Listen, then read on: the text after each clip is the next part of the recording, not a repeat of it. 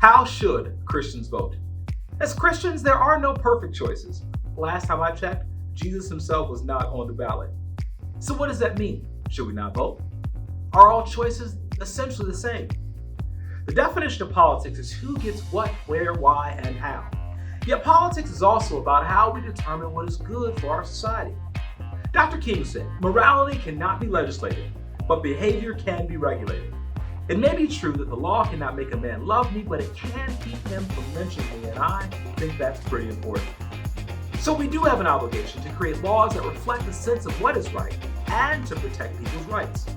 Of course, Christian voting is not attempting to create a theocracy on this earth. In the 4th century, Constantine tried that, and with all the war and murder and death, that didn't go so well. However, the opposite extreme would be a problem also. James Madison said if men were angels, no government would be necessary. Have you seen The Purge? Yeah, we need the government. Think about the words of Jesus in Matthew 22.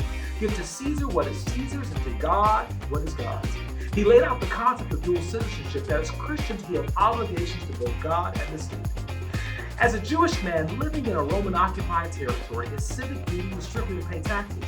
Yet in modern democracy, we have the duty and the opportunity to participate in the creation of our own laws. So how is this done? We must search Scripture for the spirit of God's law rather than just the letter of the law. The Scriptures teach about the value of human life from the womb to the tomb. This includes specific instructions for how we treat the poor, the immigrant, and the environment.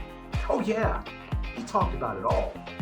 Is God a Democrat or a Republican? I would venture to say that he is neither and both at the same time.